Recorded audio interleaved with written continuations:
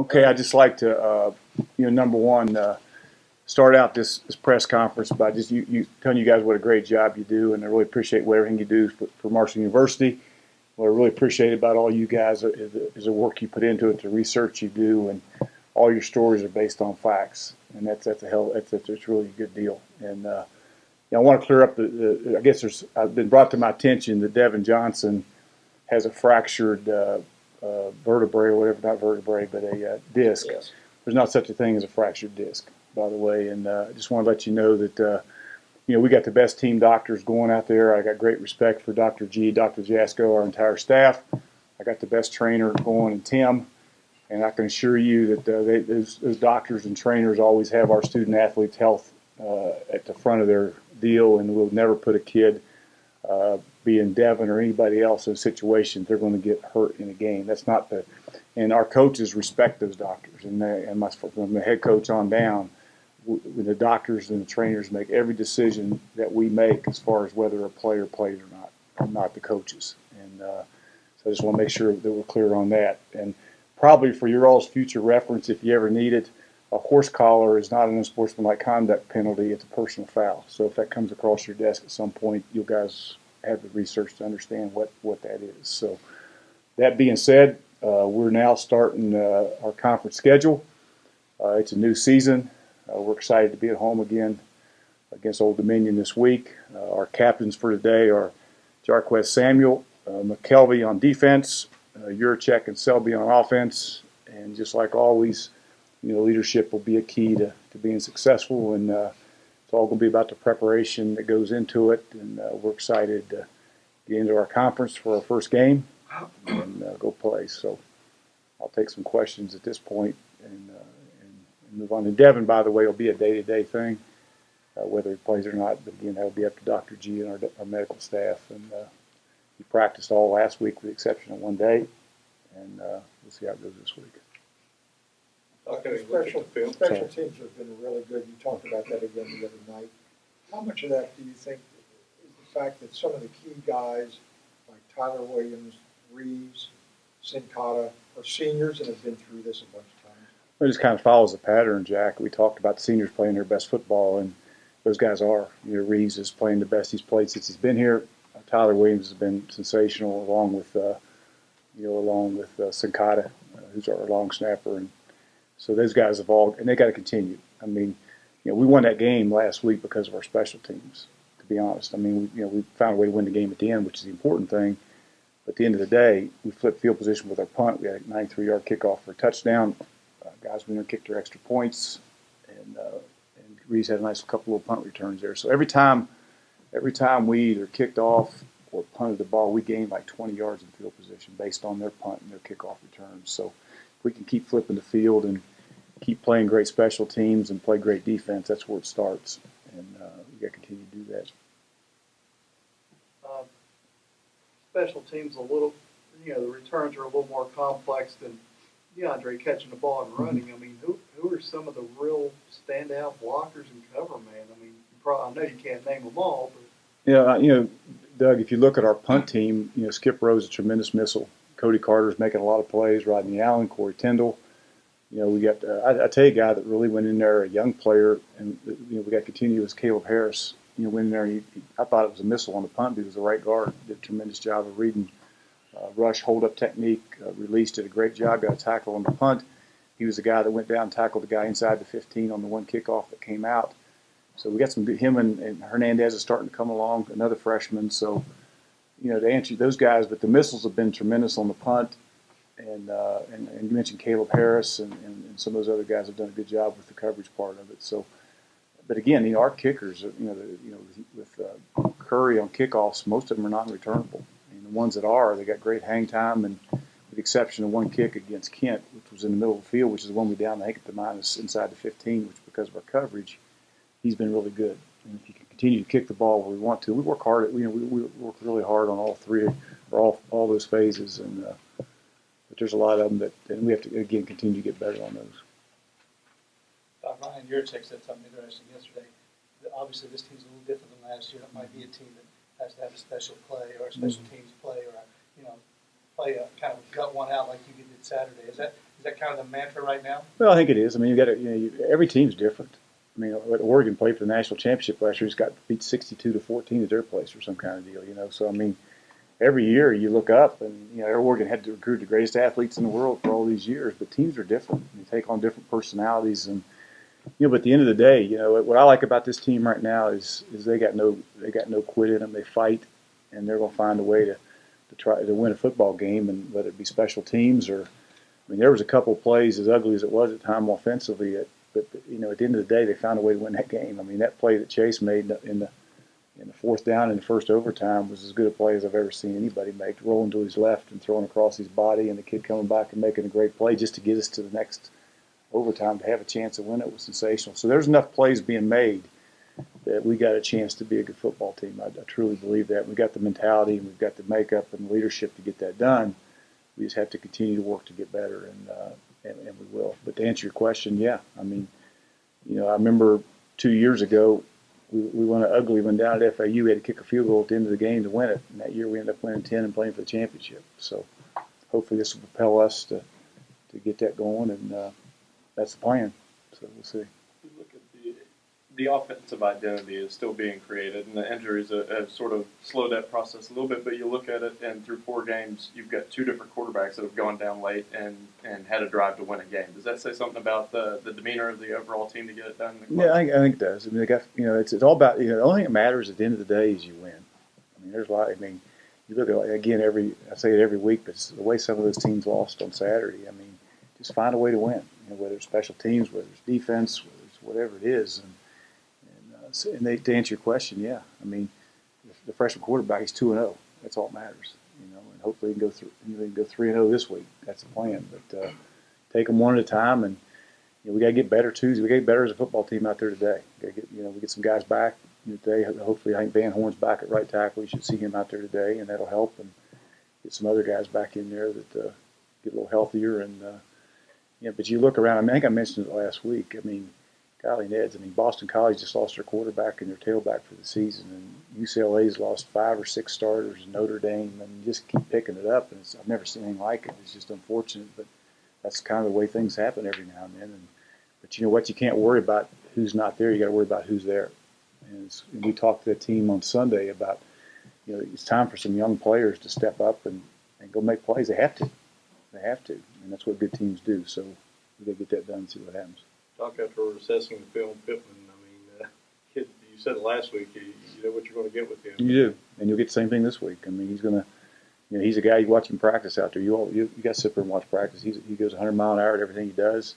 He's tough. It's important to him. That defense, I think, was giving up 1.9 yards per rush, and he averaged 5.5. So I mean, it wasn't all ugly, but he went in there and did a good job, and it was really impressive the last 2 runs he made in that overtime. To go win that game, he wasn't going to be denied on those 2 runs, and we blocked him pretty well up front. But I like him. He'll stick his face in there and pass pro, and he does a good job with the ball in his hands. And we got to get in Keon Day. I wanted to play Keon, but I sit there and said I got a freshman going in there in that situation, and I wasn't real comfortable. So that's why you saw Pittman. We got to get Keon some reps, and we're going to take Heilig Foster, and he's working at tailback a little bit. So hopefully we get him ready to go this week at tailback. Not because we just think we had more wideouts than we got tailbacks at this point. So he was a hell of a tailback in high school, so we see he can't be a heck of a tailback in college. We'll see. Pittman's last week sort of remind you of a running back you're going up against this week. Pittman got his chance last week. Last year against you all was the Lowry kid, the freshman last year that stepped up. What have you seen from him in the sophomore year? You know what? They're very similar. As you brought that up, I think they're from he's from Jersey. The kid from Old Dominion's from New Jersey, which surprised me a little bit. But he's very similar, physical, strong, downhill guys. Was leading the country up until kid at UAB's leading it now at Indiana, I think, who played at UAB a year ago. But very similar backs and good, hard-nosed, downhill guys. What do you think, Doc, were the 2 or 3 biggest things Linton learned last Saturday against a better opponent? I think he learned, and then he learned to throw the ball out of bounds a little further. Well, he didn't learn that. I hope the hell he learned that. We got to teach you when you get in a little issue like that, you can't throw it back across your body, throw it the way you're rolling to, so you can get it out of bounds. But hopefully he learned that. He's just he kept saying, we're going to win this game. We're going to find a way to win this game. And guess what he did? So I think he learned more than anything else that, just keep fighting. Don't worry about adversity. Just keep fighting and find a way to get it done. And guess what he did? I mean, he made some tremendous throws. But he's a freshman. We talk all along about, going through growing pains. You guys have all been around here a long time. And supposedly the greatest freshman in the country right now is a kid at UCLA, I think, whatever his name is. He threw 3 interceptions in the first half of the BYU game last week before he went to Arizona. So, those freshmen always go through growing pains. Hope they don't go through very many of them. But he's a mature guy that you like his competitiveness, his toughness, and I think when it's all said and done, he's going to be a really good player. Trainers, doctors, giving you any kind of timetable and works on? You know what? He threw a little bit Sunday. We were out there, so we'll see today. He's going to try to throw a bit today, but that's where they did throw. He threw pretty well Sunday. To answer your question. Which I think is your check turned out to be. He's the tight end, but he made some surface catches. Yeah, he's a good football player. He's just a really good football player, and one of our captains is a sophomore. Says a lot about him. A true sophomore. Is one of our captains this week, and he just he's got that it deal. You talk about it, he's got it. And he just finds a way to make plays. Both of those touchdowns, not the touchdown, the catch he had on the sideline, it was a tremendous catch, and the touchdown in the corner down there were both scramble situations. So he has a good feel that when Litton got a little pressure, he got out of pressure and kept his eyes down the field and found him. But those two guys did a great job, stayed on the same page, and him finding an open area and making a play there. Just check the youngest captain you've ever had. I think he just turned 19 about a week ago. He probably is. Probably had a sophomore before, but not a 19-year-old. So I think Corey Tyndall was, but Corey was probably about 24-year-old sophomore. I have to ask him, but he's a little older than Jack, I think. He's on that DJ Hunter plan. Yeah. Coach, what did you see from Appalachian State? They putting 8-9 guys up on the line, really taking away the running game, and Old Dominion never found a way to get the ball down the field passing. I think one thing about Appalachian State, they're a good football team. They got a lot of players back, and they competed for the chance. They competed in that Sun Belt Conference last year really well. I think they were second best, second in the league or whatever. I think Georgia Southern, I know, was first, but they were right there with them. And they're a good football team that played extremely well. They got a dynamic quarterback, and they're very athletic and they play extremely hard. And we got to play like Appalachian State played. One of the concerns you had going in was defensive end, and it seems like those guys slowly came along in camp, but it seems like Thompson, Massaquoi, Keller, Daniel, have taken their game off the step. They have, Woody, and the guy that really surprised me a little bit is Ryan B. He's he's a redshirt freshman that went in there and played 13 snaps at 13 production points. I mean, he's becoming a big time guy. And the other guy is Naquan Harris, a freshman, went in there and did some things that we haven't seen around here in a long time. Ended up coming across the two gap and something, made a play and running to the ball. And so there's some good young players that are starting to come along. But to answer, Blake Keller made a couple of tremendous plays, and Gary's playing better, and Amon's. And but you're right, we got some depth there, I think. And hopefully we get Jason back this week. I think he'll be back this week and get that defensive line intact so we can keep rolling those guys. But those guys are, and McKelvey was tremendous. I mean, he was maybe played as good a game of linebackers I've seen around here in a long, long time. And a few more words about Evan. I mean, he's you talk about a guy that's overcome so much adversity and come back, and I mean that was almost rivaled what Vinny Curry did, but against Rice 2 or 3 years ago. I mean, not that he came back after his mother and all that. I'm just talking going there and dominating the game from a linebacker standpoint. I get like 85 production points, which was just unheard of. Yeah, he said that all started whenever a left guard pancaked him and got in his ear a little bit and sort of flipped that switch. Do you sort of hope that somebody comes out and I was just saying, maybe we can do it pregame. I'm going to get one of our guys to do that to him pregame, maybe. I don't know. But, no, he's really a good player. And, Trey Tyler's coming along. He's starting to run better. And so we just got to get better. We just got to get our young guys that, I feel like we got a good core group of players that we got to get the Kendall Gantz and the young guys that when they have to step in there and play, that they play at the level to help us continue to win and continue to develop some young players, and we'll be fine. Back to Gary Thompson, a healthy Gary Thompson for the first time in a few years. How important is it to have him out there and be able to fly around making big plays like he's been able to do? The thing he can do is he can run. He can run like most defensive ends can't, so he can provide us some pass rush that we need. And DJ Hunter's another guy that's continuing to play well. So we just got all those guys again. We just got to get better. Every day we go out there and we got to get better and understand we got to play them one at a time. And you know what? Right now, every game you play is a championship game. You're in the playoffs, so to speak, because you're in conference play. So we got to get out there and go to work today and have a great week of preparation and get a great crowd in here on Saturday and get ready to go play our first conference game. Were you happy to be able to teach on Sunday when you all watch film that the defense loves aggressiveness and swarming to the ball, but Kent State sort of used that to their advantage by running a couple misdirection things on you? They did. They hurt us with some misdirection. Well, they hurt us with reverses. They hurt us with that screen throwback. Had a couple of verticals. They hurt us in 3 vertical deals that are all correctable things. That you're right that they took advantage of our aggressiveness and our speed, to be honest. And so that's something we're going to incorporate.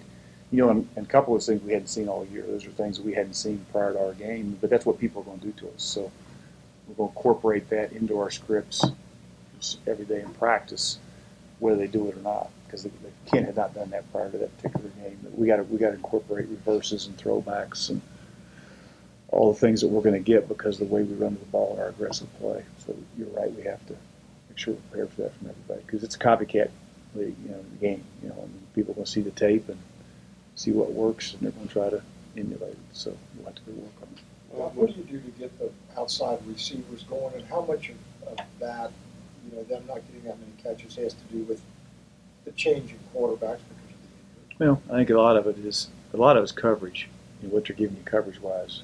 But we got to do a better job of getting the ball to them in situations, and they got to do a better job of running better routes. And it's a combination of two things. And they're talented out there, but a lot of times that defense takes that away, and you got to be able to win inside. And we got to be able to win inside, but we also have to be able to throw and catch when you have the opportunity to do that. And we did a couple weeks ago, and we did at times there, but we got to do a better job of that this week and to get better at getting it done. You talk about being a copycat. How much does it help having a comparable opponent such as Norfolk State that you share with Old Dominion coming in for preparation this week?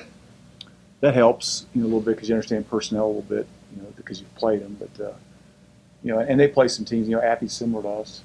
What they do with the offense. They run spread offense. And Appy's similar, and Eastern Michigan, Eastern Michigan's a little bit similar to what we do.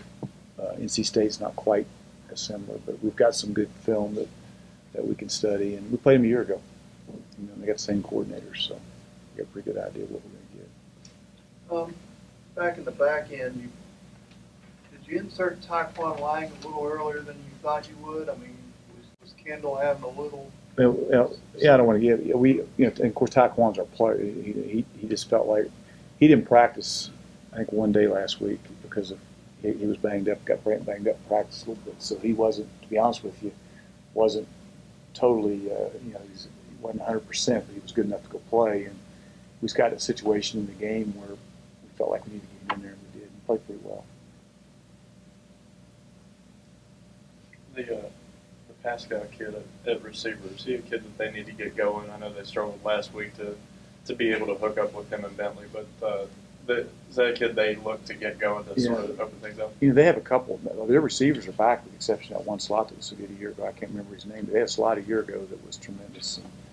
And of course, they had quarterbacks playing for the Vikings right now.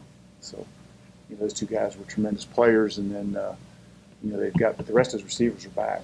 And they were good players a year ago. We had great respect for them a year ago. So, they got to get. I'm sure they're wanting to get those guys going, and they want Bentley's to trying to get Bentley to get the ball to them a little bit. So, they got a tremendous tailback. They got the receivers are back intact with the exception of the slot. Their offensive line's really back intact, to be honest. The one starter didn't play against us a year ago is back, so they got really one more starter back than what played against us a year ago. So, center's new. He's a redshirt freshman. The rest of them are back and played against us. How dangerous is it to play a team that just flat out admits it got embarrassed at home? How dangerous? Well, it's all, again, I think every game you play, Doug, is about your preparation, and it's all about you and the mindset that you got coming into here. And, being a first conference game, we got to come prepared to play. And we can't really worry about, what happened to Old Dominion the last 3 to 4 games. We got to worry about us and becoming a better football team and making sure we're prepared and having a great week prior to Saturday. When Saturday rolls around and we're ready to go when they get here. So we don't spend a lot of time worrying about now.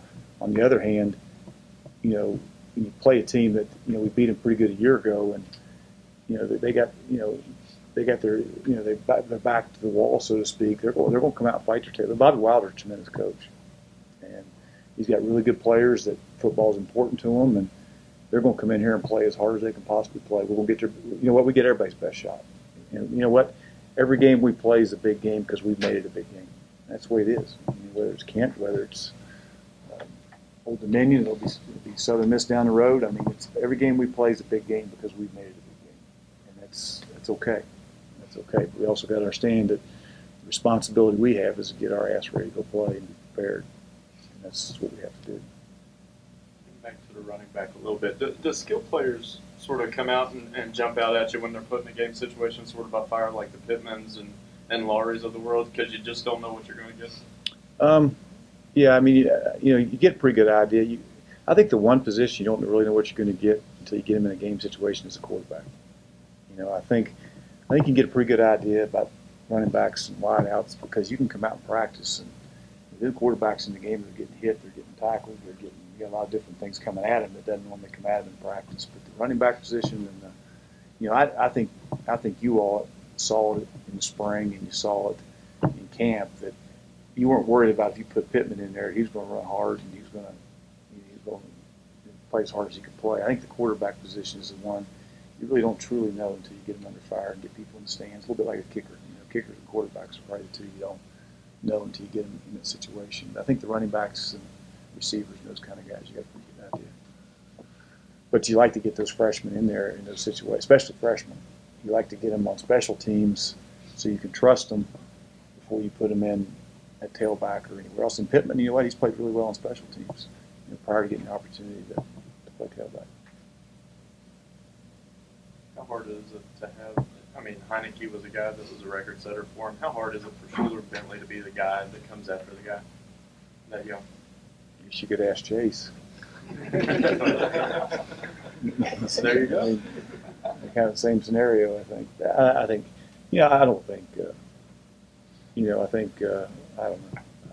don't think those kids worry too much about that. But similar, I guess it's a similar, probably about the exact same situation because I think Heineke, started 4 years for him and broke every record that Old Dominion ever had. And Cato was kind of the same way for us, started 4 years and broke every record that we had here. And now we're kind of both in the same situation, except ours is a true freshman and theirs is a redshirt freshman. So kind of both in the same boat.